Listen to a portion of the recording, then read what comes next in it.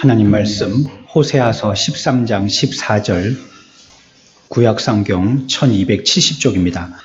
내가 그들을 소울의 권세에서 속량하며 사망에서 구속하리니 사망아 내 재앙이 어디 있느냐, 소울아 내 멸망이 어디 있느냐, 뉘우침이 내 눈 앞에서 숨으리라. 아멘. 찬양하겠습니다.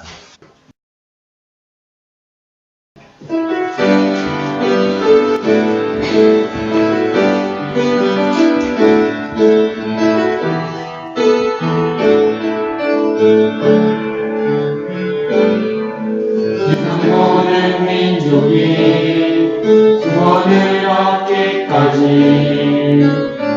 쉬지 않으시는 하나님,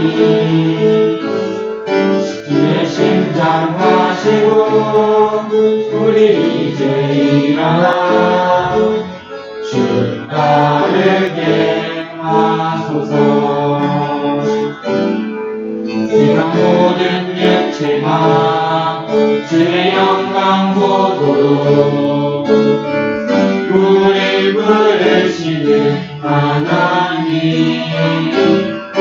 주의 손과 발되어 세상을 치유하며 주 섬기게 하소서. 우리마다 덕분같이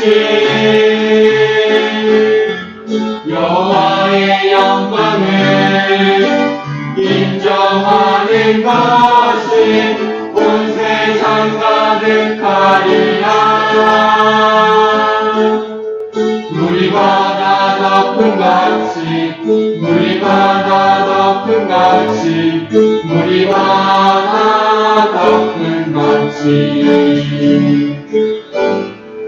세상 모든 민족이 구원을 얻기까지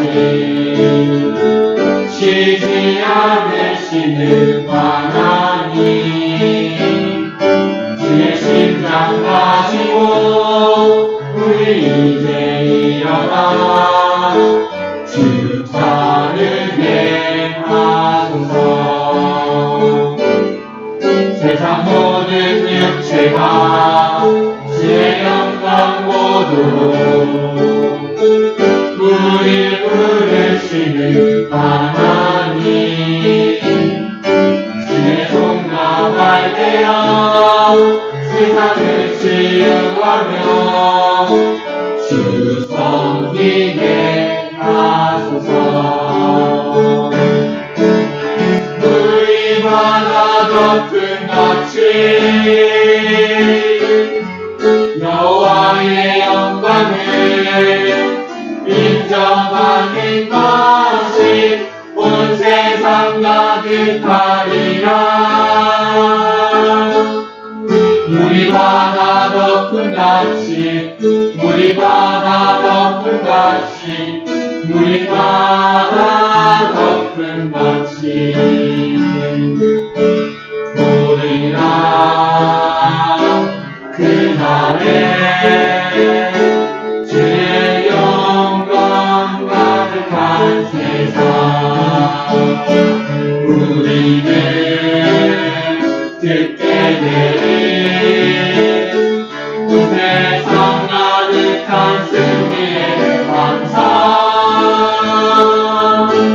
우리마다 덕분같이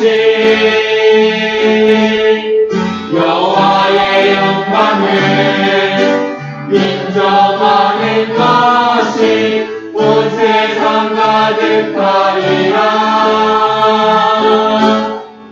우리마다 덕분같이 우리마다 덕분같이 우리마다 덕분같이 걸음 걸음 걸음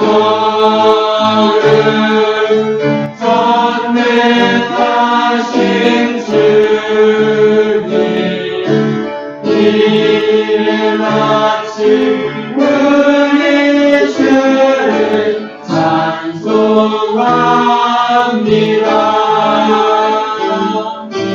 걸음 걸음 걸음 나를 자비하신 주님 성삼위일체 우리시로다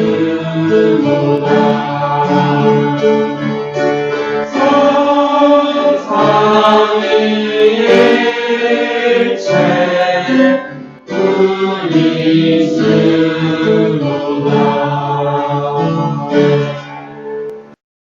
지금 이 말씀의 상황은 이스라엘이 최악의 상황에 이르렀을 때의 말씀입니다. 오늘 우리가 한 절만 봤기 때문에 배경을 다 이해하기가 좀 어려운데 바벨론에게 이스라엘이 굴복하여서 끌려가게 되어지는 그런 시기를 얘기합니다. 이때에 이제 호세아 선지자를 통하여서 주님이 그들로 인하여서 너희들은 완전히 멸망할 것은 아니라 하는 것을 얘기하고 계십니다. 자기 백성을 완전히 버리지도 아니하실 것이고 그들이 잡혀가서도 결코 완전한 죽음 가운데 이르를 것은 아니라고 말씀하세요. 그래서 이제 주님께서는 주의 백성들에게 무엇인가를 행할 것인데 그 행할 것에 대해서 얘기하실 때 그에 대한 비유로 말씀하시는 것이 바로 죽은 자들에 대한 부활입니다. 부활이라는 것을 설명하여서 바벨론에 끌려가게 되어지는 이스라엘에게 하나님이 앞으로 어떻게 행할 것인지를 설명하고 있는 것입니다. 그러니까 오늘은 부활에 대해서도 깨달아야 되고요. 부활로 말미암아 얻게 되어지는 이스라엘의 혜택에 대해서도 깨달아야 됩니다. 두 가지를 같이 생각해 봐야 되는 것입니다. 우리가 죄에서 구원받은 것을 구속이라고 그랬죠. 구원과 구속이 있는데 구속이라고 그러면 죄에서 한 번에 구원받게 되어지는 것, 그걸 구속이라고 얘기할 수가 있겠습니다. 오늘 말씀에서도 구속이라는 말씀을 하고 있을 때에 이 구속이라는 말은 앞에서 설명드린 것과 같이 죽은 자들의 부활을 의미한다고 이해하시면 되겠습니다. 우리가 왜 부활하냐면 그리스도와 우리와 한 몸이기 때문에 부활하는 것입니다. 그분께서 부활하셔서 부활의 증거와 보증이 되셨기 때문에 우리들도 부활하는 것입니다. 쉬운 이치죠. 하나가 되어지면 서로 같이 아프는 거죠. 탈무드에 그런 게 있습니다. 머리는 두 개고 몸은 하나인 사람이 있는데 스승에게 이 사람이 한 명입니까? 두 명입니까? 물어봤어요. 그러니까 어떻게 하라고 했냐면요. 한쪽에 있는 사람 머리에다가 뜨거운 물을 부어보라고 했습니다. 그래서 둘 다 두 머리가 함께 아프다고 하면 한 사람이요. 한 사람만 아프다고 하면 두 사람이다 라고 이렇게 얘기했어요. 이 말은 고통을 함께 나눈다는 말일 것입니다. 주님과 우리가 한 몸이기 때문에요. 그분이 부활하셨다는 것은 하나님이신 위대한 분이 부활하셨으니까 대단하시네 하고 우리는 강 건너 불구경하면서 그냥 박수만 쳐드리는 것이 아니라는 겁니다. 그분의 부활이 보증과 증거가 되셔서 우리들도 반드시 뭐 한다는 겁니까? 부활한다는 겁니다. 우리는 그분과 하나가 되었기 때문입니다. 우리의 몸도 영혼과 함께 같이 구원받은 것입니다. 구원받았을 때 우리의 영만 구원받은 것이 아닙니다. 그렇기 때문에 우리가 부활하는 것입니다. 영만 구원받았다면 몸은 이 세상에서 쓰다가 우리가 일회용 비닐 쓰고 쓰레기통에 버리는 것처럼 그냥 버려주고 말 것이겠죠. 굳이 부활이 필요 없겠죠. 영만 구원받는다면요. 하지만 우리의 몸도 영과 함께 구원받은 것입니다. 그래서 여러분들의 몸을 구원받은 몸으로서 이 땅에 있는 동안 또 잘 써야 됩니다. 아무렇게나 쓰면 안 됩니다. 우리의 영이 귀하다라고 여러분들이 아신다면 여러분들의 몸도 귀한 줄 아셔야 돼요.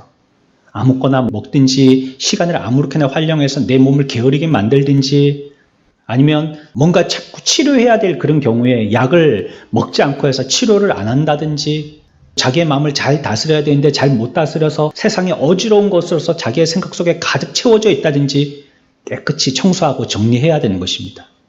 영이 구원받은 것처럼 우리의 몸도 구원받은 것입니다. 그러므로 우리들은 마지막 때에 모두 죽음 가운데서 다시 부활하는 것입니다. 그렇기 때문에 고통과 연약 그리고 궁극적으로는요, 죽음의 부패에서부터요, 우리들은 피할 수 있는 자가 되어지는 것입니다. 연약하던 것이 능력 안에서 강해지는 것이고요. 죽음과 부패의 부끄러움으로 덮여있던 것이요, 그리스도의 몸처럼 영광스러운 모습으로 다시 살아나는 것입니다. 하지만 이 죽은 자들에 대한 부활은요, 비밀스러운 것이에요. 잘 알기가 힘든 것입니다. 그래서 처음에 이것을 설교했던 자들은요, 바보 같은 소리를 짓거리는 자들이라고 조롱받았습니다. 어디 저기 미친 소리를 하냐고 미친 사람 취급을 했습니다. 오늘날 또 우리가 세상에 나가서 부활을 얘기하면요, 종교에 맹신되어진 광신자들끼리 하는 얘기라고 그들은 우리들을 손가락질 할 것입니다. 하지만 우리가 부활할 거라는 것, 이걸 어떻게 알 수 있죠? 여러분들의 체험으로 알 수 없고요. 누가 얘기해서 알 수 없고요. 목사가 가르쳐준다고 알 수 없고요. 학박사라서 공부 많이 해서 알 수 있는 게 아닙니다. 우리의 부활에 대한 확신은요, 성경이 계시하고 있으므로 그것을 통해서 아는 겁니다. 성경이 우리들에게 분명한 증거로 말씀하시기 때문에 우리들은 진리이신 성경을 붙들고 살기 때문에 그런 거구나 하고 깨닫고 믿고 알게 되는 것입니다. 성경은 분명히 우리들에게 이와 같이 부활은 확신하다라고, 안 믿는다면 예수 그리스도를 보라라고 예수 그리스도를 향해서 손가락질하고 있는 것이 성경입니다. 주님을 보라라고 우리들에게 손짓하고 있는 것입니다. 저분이 부활했으면 너희도 부활할 것이다 라고 말씀하고 있는 것입니다. 세상 철학은 부인합니다. 지금도 부인하고 있습니다. 그러나 성경은 분명하게 우리들에게 확실하게 말씀하고 있습니다.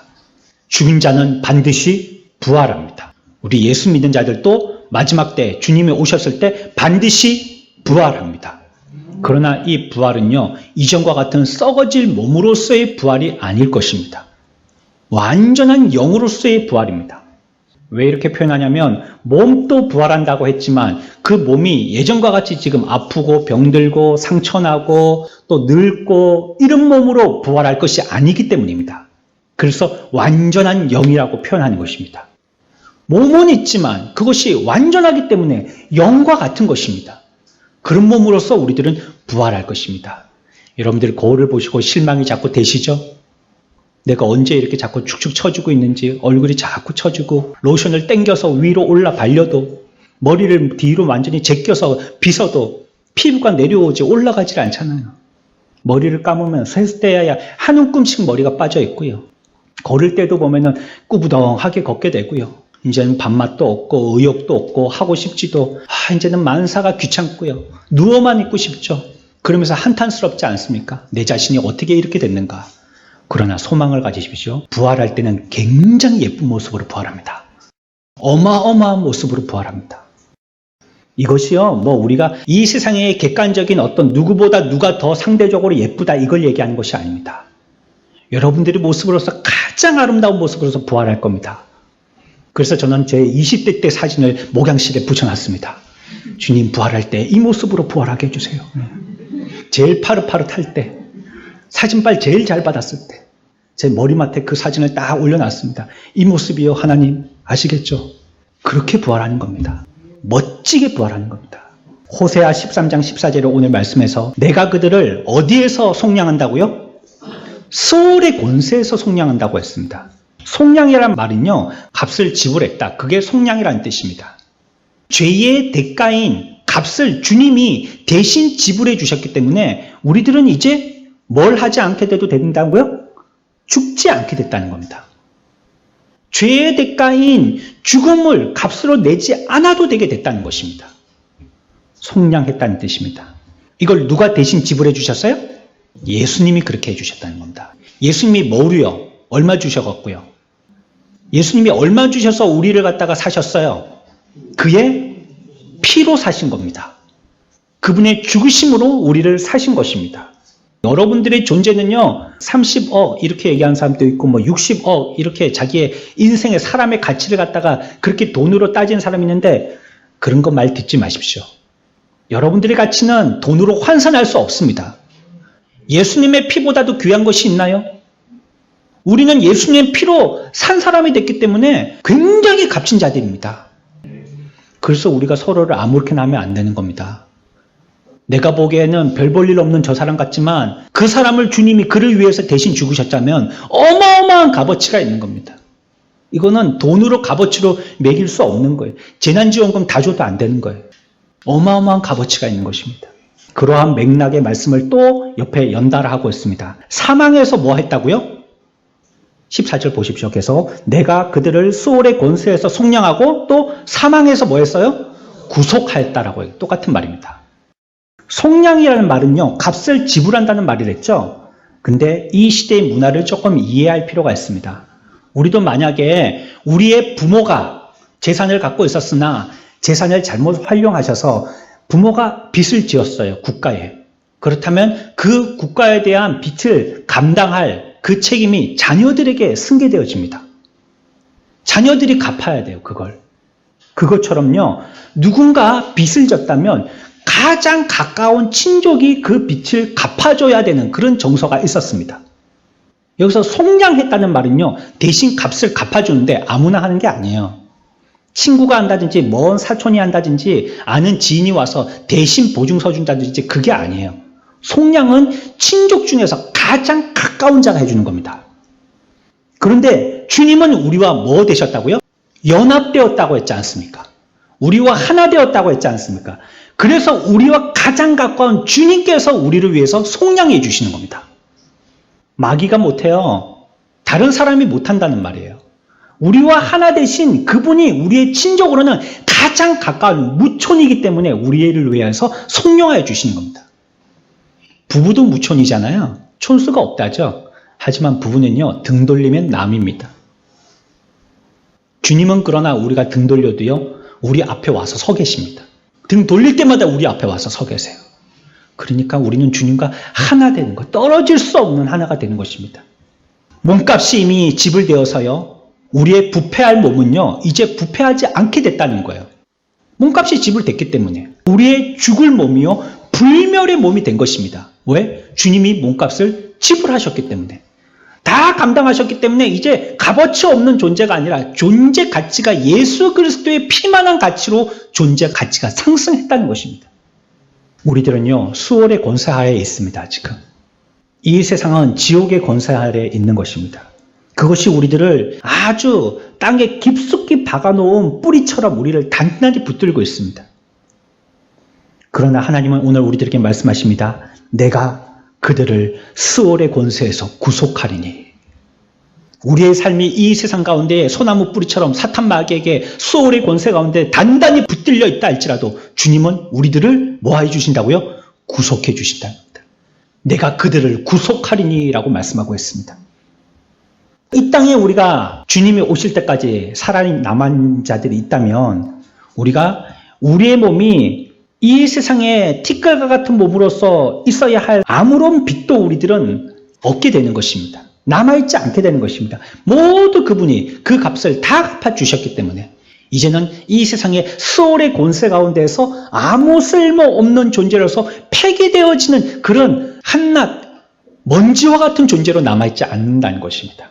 계시록 20장 5절에서 그 나머지 죽은 자들은 그 천년이 차기까지 살지 못하더라. 이는 첫째 부활이라. 이 첫째 부활에 참여하는 자들은 복이 있고 거룩하도다. 둘째 사망이 그들을 다스리는 권세가 없고 도리어 그들이 하나님과 그리스도의 제사장이 되어 천년 동안 그리스도와 더불어 왕노릇하리라. 아멘. 이 말씀에 의하면요, 부활은 누구에 의해서 가능해지냐면 전적으로 하나님의 능력으로 가능해진다는 것입니다. 하나님의 능력이 아니면 부활은 가능하지 않아요. 어떤 사람을 믿는다고요? 부활 안 돼요. 뭐 우리가 불로초 먹는다고요? 안 죽고 부활 안 돼요. 부활은 오로지 하나님의 능력으로만 가능한 것입니다. 죽은 자들을 생명을 줄 수 있는 자가 아무도 없기 때문입니다. 그것은 이 세상에 있는 동안에 우리들에게 확실하게 보여주십니다. 여러분들이 현관문을 나오다가 실수로 지나가던 개미를 밟아 죽였습니다. 여러분들이 아무리 119를 부르든지 인공호흡을 하든지 살으라고 그 앞에서 맨낯을 갖다가 빌어도요, 한 번 죽은 개미는 살리지 못합니다. 작은 미물이지만 에프킬라로 칙 뿌려가지고 모기 한 마리 죽였는데 그걸 다시 소생시킬 수 있나요? 인간에게는 그런 재주가 없어요. 사람에게는 생명을 좌지우지할 수 있는 능력이 없는 거예요. 여실히 우리들에게 보여주는 겁니다. 아무리 잘나서 로켓을 쏴서 달나라에 여행을 가고 그곳이 우리의 아파트가 되어지고 집이 된다라고 얘기하고 있지만 이런 문명과 과거 시대에 살고 있는 저와 여러분들이지만 그 조그만 벌레, 하루살이나 개미 한 마리도 죽여갖고는요, 살릴 능력이 우리들에게는 없는 것입니다. 부활의 능력은 누구에게만 있다고요? 하나님에게만 있는 것입니다. 하나님께서만 부활을 능력적으로 주장하시는 것입니다. 이 말씀을 우리 한글 성경에서는 이렇게 하고 지나갔지만 영어 성경을 보면 조금 더 정확하게 얘기합니다. 뭐가 정확하냐면 주어가 정확해요. 제가 그 주어를 넣어서 한번 읽어보겠습니다. 금방 읽었던 계시록 20장 5절입니다. 내가 그들을 수월의 권세에서 속량하며, 여기까지는 갔습니다. 그런데 빠진 말이 있습니다. 내가 그들을 사망에서 구속하리니, 사망아 내가 내 재앙이 될 것이요 스월아 내가 내 멸망이 될 것이다 라고 성경은 얘기하고 있는 것입니다. 여기서 분명하게 얘기하고 있는 건요, 내가 한다는 겁니다. 내가 하나님의 능력이 하신다는 겁니다. 사람의 힘으로, 우리의 재주로, 우리의 정성으로 안 돼요. 안 돼. 애써 본다고요? 우리가 여기서 누구를 위해서 빈다고요? 누구를 위해서 상다리가 부러지라고 제사를 지낸다고요? 그런다고 그 사람이 다시 한번 부활한다고 안 되는 것입니다. 내가라고 말씀하고 있습니다. 기적을 행하시는 하나님이 우리와 함께 계시기 때문에 믿을 수 없는 것도 없고 불가능한 것도 없는 것입니다. 하나님이 하시기 때문입니다. 부활하신 그리스도가 죽으심으로 죽음을 멸하셨고, 부활하신 그리스도가 부활하심으로 수월의 문을 깨뜨렸다라고 성경은 표현하고 있습니다. 이것이 주님께서 행하신 일입니다. 부활의 능력입니다. 자, 다시 한번 돌아가 봅니다. 처음에 제가 말씀드렸어요. 이스라엘이 처해 있는, 바벨론으로 포로로 잡혀가고 있는 이스라엘의 처지를 여기에서 호세아 선지자가 부활이란 단어를 써서 우리에게 설명하는 것이라 했습니다. 그러면 잡혀갔던 그들이 다시 회복되어지고 그들이 다시 돌아오게 되어지는 것은 누구로 말미암는 것입니까? 하나님으로 말미암는 것입니다. 부활이 하나님께 있다면 그들이 묶여있다가 풀려나는 것도 하나님으로 가능한 것입니다. 또 한 가지 생각할 것이 있습니다. 부활이 불가능한 것으로 사람들은 철학적으로 이해한다면, 그러나 성경은 우리들에게 계시적으로 그것은 가능하다라고 얘기합니다. 그렇다면 우리들에게 죽음보다 더 무섭고 더 높은 답은 없습니다. 이것을 뛰어넘을 만한 사람은 아무도 없는 것입니다. 우리에게 인생의 가장 어려운 문제가 죽음이라는 문제입니다. 그러나 아무도 인류 가운데 이 죽음의 문제를 해결한 자는 없습니다. 이 문제를 주님께서 해결해 주셨다면 바벨론에서 포로로 다시 풀려나서 돌아오는 문제와 그 이하의 문제들은 자동적으로 하나님이 다 해결해 주신다는 뜻입니다. 죽음의 문제를 주님이 해결해 주셨다면 죽음의 문제 이하에 있는 문제들은 주님이 다 해결해 주신다는 것입니다. 죽음의 문제에 대해서 하나님께서 회복해 주셨다면 그 이하에 있는 문제에 대해서 하나님께서 다 바벨론 포로에서 회복해 주시든지 다 회복해 주신다는 것입니다. 이것이 호세아 선지자를 통해서 오늘 우리들에게 주신 교훈입니다. 부활을 믿느냐? 그러면 너희들이 지금 처해 있는 스올의 그늘 가운데 있는 죽음의 틀 가운데 묶여있던 이 상황이 회복될 걸 믿으라는 것입니다. 죽음의 모습은요, 이제 완전히 변했어요. 옛날의 죽음이 아닌 것입니다. 여러분들 겁내지 마십시오. 죽음에 대해서 겁내지 마십시오. 우리나라 사람들 싸울 때 무섭지 않습니까? 왜 무섭죠? 니 죽고 나 죽자 하니까 제일 무서운 겁니다. 다 같이 죽자 하니까. 죽자고 싸우는 사람이 제일 무서운 겁니다. 어떤 사람이 못 싸우는지 아세요? 뭔가를 아껴서 상하면 안 될 줄 아끼고 있는 사람은 못 싸웁니다. 근데 다 잃어가지고요, 아무것도 없어요. 너나 죽고 나나 죽자. 이런 사람은 뭐 싸울 때 눈이 뒤집어집니다. 이럴 게 없으니까요. 죽음의 모습이 이제 완전히 변했습니다. 예전의 죽음, 그런 죽음이 아니라고 성경은 얘기하고 있습니다. 죽음이 더 이상 우리들을 완전히 죽이지 못한다는 것이에요. 죽음이 완전히 바뀌었어요. 이제 죽음이란 단어가 예전에 우리가 스올의 권세 아래에 있던 그 죽음의 모습과는 전혀 다른 죽음인 것입니다. 오히려 우리들을 어디로 인도하냐면 이 죽음이요, 영생으로 들어가는 문의 역할을 하는 것이 죽음입니다. 예전에는 죽어서 완전히 멸망받았지만 이제 죽음을 통해서 어디로 들어간다고요? 영생으로 들어가는 것입니다. 그래서 이제 죽는 게 아니고 어떻게 되는 거예요? 영원히 사는 것입니다. 그래서 그리스도인의 죽음은요, 예전에 스올의 권세하의 죽음과는 완전히 질적으로 달라진 것입니다. 똑같은 죽음이 아니에요.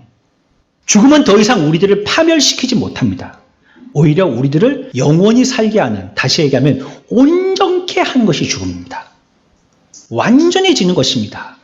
우리들은 지금 완전하지 못하잖아요. 늙고 있고 약하고 아프고. 하지만 천국에 와서 우리가 부활한 몸으로, 또 주님이 오셨을 때 부활한 몸으로 나타나게 되어지면 완전한 자가 되는 것입니다.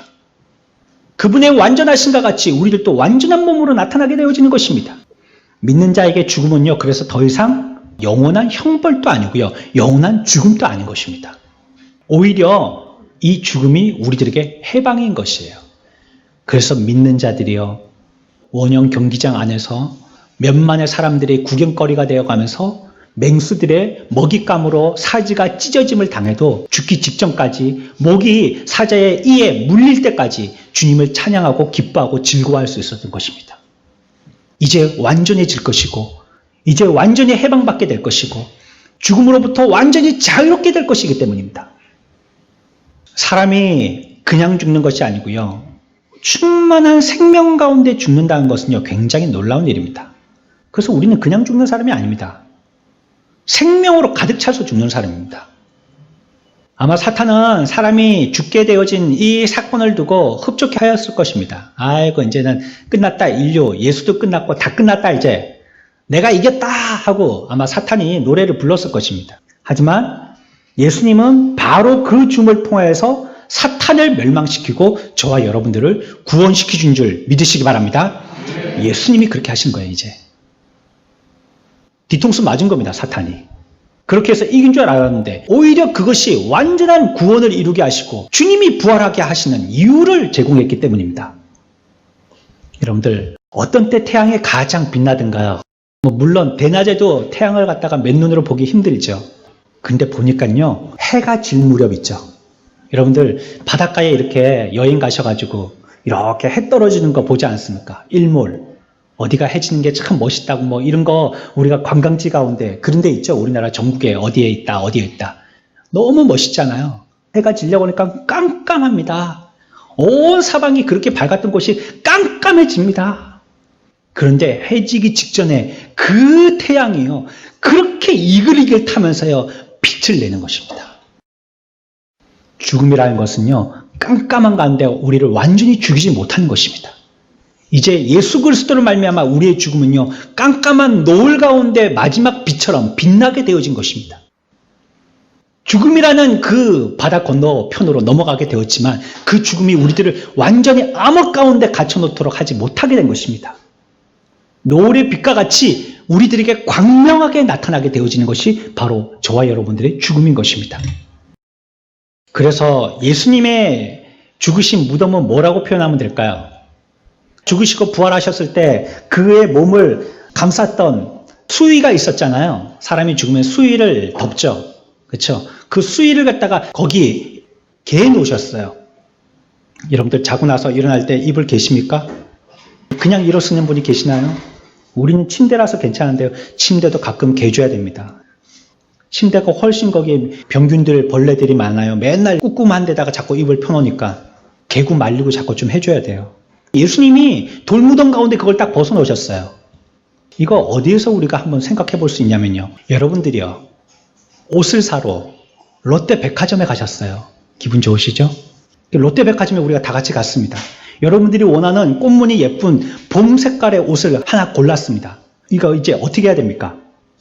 이 옷을 골랐어요. 어떻게 해야 돼요? 이제 입어봐야죠. 어디 가서 입어봅니까? 어디 가서 입어봅니까? 탈의실에서 입어봅니다. 피팅룸, 유식하게 하면 그렇게 얘기합니다. 거기 가서요, 이만한 한 평 남짓 되는 공간이 있는데 거기서 예전에 입고 있던 옷 벗고 새 옷을 입습니다. 그리고 밖에 나와서 거울을 봅니다. 이렇게 봅니다. 그러면 이제 옆에 있는 점원이 너무 잘 어울리신다고, 머리 입어도 너무 잘 어울리신다고, 딱 그 몸에 맞는 거라고, 어떻게 제발 좀 사가시라고 그렇게 얘기합니다. 근데 내 마음에는 안 들으면요, 다시 들어가서 갈아입습니다. 예수님의 돌무덤은 피팅룸입니다. 그래서 예수님이 입고 있던 옷을 벗어놓고 나오신 겁니다. 예수님의 돌무덤은요, 탈의실이에요. 이제 그분을 얽어맬 것이 아무것도 없게 된 것이에요. 예전에 그를 얽어맸던 모든 죽음의 권세를 거기에 다 개놓고 나오신 겁니다. 이제는 새로운 몸으로 새로운 사람으로서 나오시게 된 것입니다. 죽음이라는 이름만 남았지만요, 본질은 우리 그리스도인들에게 완전히 바뀐 것입니다. 저와 여러분들 죽습니까? 안 죽습니까? 죽어요? 안 죽어요? 우리 육신 말입니다. 괜히 뭐 2단, 3단이라는 소리 듣게 하지 마십시오. 우리 다 죽습니다. 저와 여러분들 다 죽습니다. 하지만 그 죽음의 실체와 모양이 완전히 바뀌었다는 겁니다. 우리들은. 멸망의 죽음이 아닌 것입니다. 공포스러워서 저기 시커먼 무슨 귀신 두르기 나를 잡으려고 저 문 앞에 기다린다. 제발 나를 갖다가 저기에 안 끌려가게 해다오 하면서 자기 가족들에게 욕을 하면서 발부둥치고 입에 거품을 물면서 그냥 스르르 아주 비참하게 죽는 그런 죽음이 아니라는 것입니다. 그리스도가 살아계심으로 우리도 살 것입니다. 아멘. 우리 한번 같이 합시다. 그리스도가 살아계심으로 우리도 살아있을 것입니다. 그리스도가 살아계신 한 우리는 살아있을 것입니다. 성경이 우리들에게 약속하는 것입니다. 그리스도가 살아계신다면요, 저와 여러분들은 살아있는 겁니다. 그분과 우리는 하나가 되었기 때문입니다. 오늘 말씀에서 끝에 뭐라고 얘기하시냐면 뉘우침이 내 눈앞에 스물이라 라고 얘기합니다. 말이 어렵죠. 저도 어려워서 쉬운 성경을 찾아봤습니다.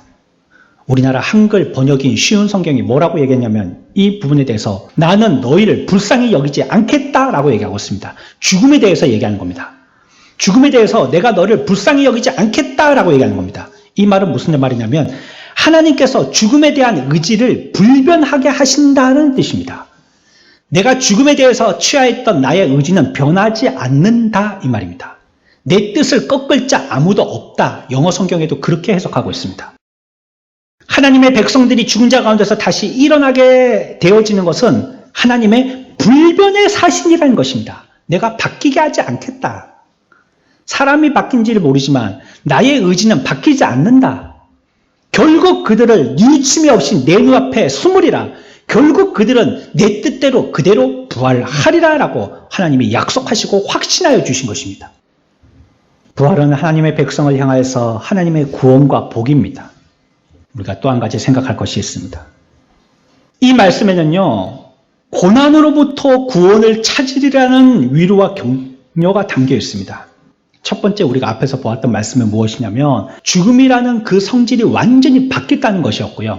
두 번째 말씀이 앞에서 우리가 말씀할 때 제가 조금 언급한 것입니다. 고난으로부터 구원을 찾으리라 하는 위로와 격려가 있다는 것입니다. 부활해서 죽음에서 우리를 부활시키셨다면 나머지 것에서 하나님께서 우리를 구원시키시리라는 우리의 위로와 격려가 된다는 것입니다. 하나님은 그렇게 하실 것입니다. 우리를 무덤에서 회복시킬 수 있다면 우리를 질병 가운데, 우리를 빈곤 가운데, 비방 가운데, 영적인 침체와 절망 가운데서도 우리를 회복시킬 줄 믿으시기 바랍니다. 왜요? 주님이 죽음 가운데서 우리를 부활시키시기 때문에. 주님은요, 혼자 기뻐하시는 분이 아닙니다. 물론 천지를 창조하시고는 기뻐하셨습니다. 그러나 사람을 보시고는 심히 기뻐하셨다 했습니다. 왜요? 인간이 무엇보다도 더 예뻐서 있나요? 하나님은요, 사람을 통해서 더 기뻐하시는 겁니다. 그의 모양이 어떻든지 간에 사람을 통해서 더 기뻐하시는 거예요. 우리의 부활되어진 영적인 완전한 몸이 되어졌을 때 그것을 통해서 하나님은 더 기뻐하시는 것입니다. 그분께서 다시 돌이켜서 우리를 긍휼로 품고 절망 가운데서 우리를 다시 일으켜 세우실 것입니다. 하나님은 우리들에게 가끔 고통을 주실 때가 있습니다. 그래서 저와 여러분들이 가끔 가슴을 졸이고 눈물을 흘립니다. 얼마 전에 어떤 책에서 읽어보았더니 그 책에서 어떤 심리학자가 그런 말을 써놨더라고요. 우리가 마음에 스트레스를 받게 되어지면 한국인들이 가장 많이 쓰는 외래어 중에서 하나가 스트레스래요. 스트레스. 그걸 우리나라 사람들이 제일 많이 쓴대요. 그런데 이 스트레스를 받게 되어지면 사람의 생각의 뇌는 두 가지를 생각하지 못하기 때문에 한 가지에만 집중하게 된다는 거예요. 그래서 간이 뛰고 심장이 뛰고 잠이 안 오고 밥맛이 없어지고 자꾸 그러는 겁니다. 한 가지만 계속 집중적으로 생각하면 사람이 말라가죠. 그래서 가끔씩 사람은 그러한 생각을 안정적으로 취하도록 눈을 감는 것이 필요하다는 겁니다. 눈을 감으면요, 생각이 정리된대요. 우리 마음속에 흐트러져 있던 또 안 좋은 거에만 집중되어진 그 생각이 정리된대요. 그래서 우리 그리스도인들은 뭐 해야 됩니까? 기도해야 되는 겁니다. 그 심리학자가 예수 믿는 사람인지 안 믿는 사람인지 잘 모르겠습니다. 거기는 그렇게 표현하고 있지 않으니까. 그러나 그 말을 들으면서 아 그렇구나. 그래서 우리는 기도하는구나. 우리가 눈 감고 기도하지 않습니까? 물론 눈 뜨고 기도할 수도 있지만요. 눈 감고 기도하면 그 모든 것들이 진정이 되는 거예요. 안정이 되는 것입니다. 우리에게 이와 같이 하나님이 스트레스를 받게 하실 때가 있어요. 고통을 주실 때가 있는 것입니다. 하지만 그것에는 반드시 하나님의 스트레스는요. 목적과 의도가 있는 것입니다. 같이 해봅시다. 목적과 의도. 목적과 의도. 무엇에는요? 하나님의 스트레스, 하나님의 고통에는 목적과 의도가 있는 것입니다. 그러면 하나님의 스트레스를 받고 있는 우리가, 그 고통을 받고 있는 우리가 이것을 얻게 하려면 어떻게 하면 될까요? 제가 답을 얘기했습니다. 여러분들이 금방 답으로 얘기했습니다. 하나님의 스트레스를 받고 있고 예정하신 그 고통을 우리가 받고 있어요. 이걸 얻게 하려면 어떻게 하면 되겠습니까? 하나님의 목적과 의도를 달성하면 되는 겁니다. 그러면 고통이 없어지는 거예요. 왜? 하나님은 그러한 은혜로운 목적을 가지고 우리들에게 고통을 주시기 때문에 그 목적만 성취된다면 그 의도만 이루어진다면 고통은 없게 되는 것입니다. 주님이 우리를 풀무 가운데 두시는 이유는요. 우리 가운데 순금으로 만드시고 죄어야 질 것들을 다 태워버리는 순금으로 연단시키시기 위함입니다. 구속은 백성들의 모든 것들을 필요를 채워주시고 이 세상과 천국에서 그들에게 필요한 모든 긍휼들을 공급해 주십니다. 그래서 고난이 우리를 낭망시킨다고 할지라도 여러분들 의심하거나 절망하지 마십시오. 몸을 죽음에서 구속하신 분이 우리를 모든 죄에서 구속하시기 때문일 겁니다. 낭망하지 마세요. 몸이 구원받았다면, 죽음에서 몸이 구원받았다면, 이와 같은 악에서, 이와 같은 안 좋은 영향에서 우리는 분명히 구원받을 것입니다. 하나님의 목적이 있어요. 하나님의 뜻이 있는데 우리가 그것을 잘 모를 뿐입니다. 하지만 그 목적과 뜻만 이루어진다면요. 하나님이 우리를 다시 소생케 하여 주실 것입니다. 그것을 믿으셔야 합니다. 믿은 자와 믿지 아니하는 자의 삶은 전혀 다른 방향으로 갑니다. 구속은 모든 것을 덮고 모든 위험에서 우리를 안전하게 지켜줍니다. 나를 위해서 죽으신 분께서 나를 위해서 사시고 돌봐주시는 거예요. 우리가 섭리에서 배웠지 않습니까? 하나님이 우리를 창조하셨다면 뭐 하려고 창조하셨어요? 오늘 시험에 나오는데 어떡하지? 하나님이 우리를 창조하셨다면 왜 창조하셨어요? 섭리하려고 창조하셨어요.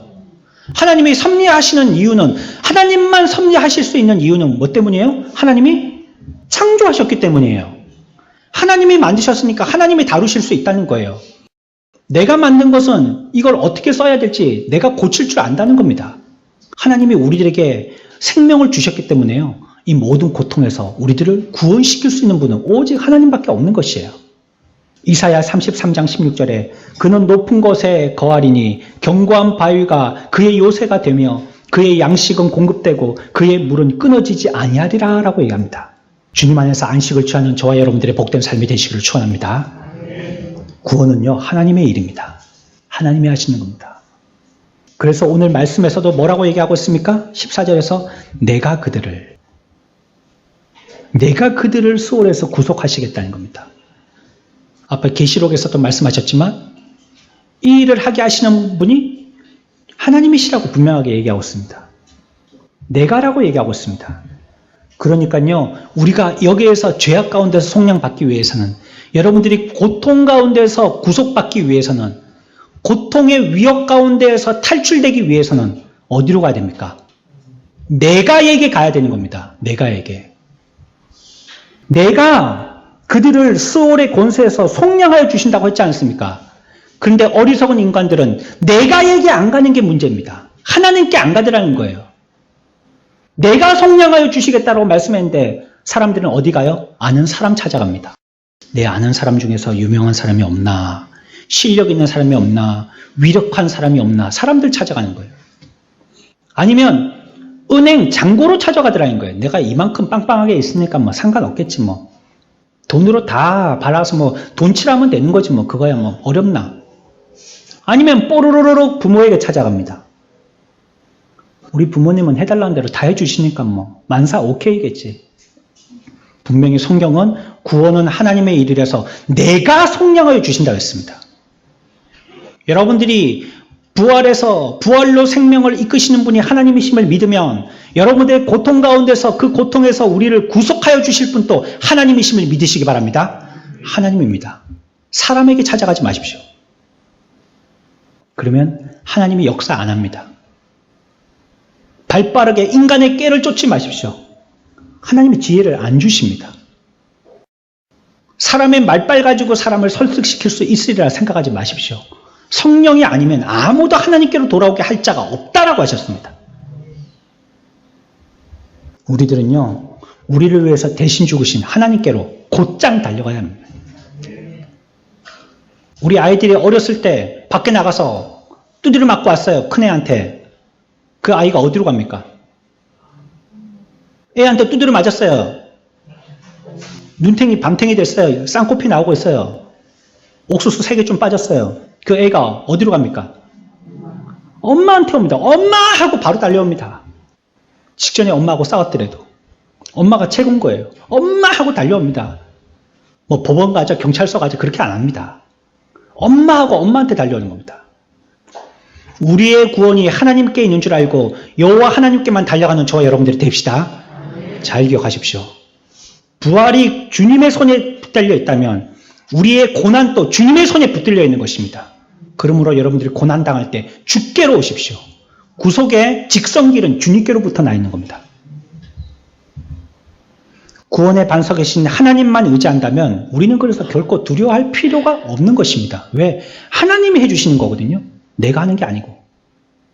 내가 할 수 있다라고 하는 사람이 자신만만하게 앞에 나갔다가 큰 코 다치죠.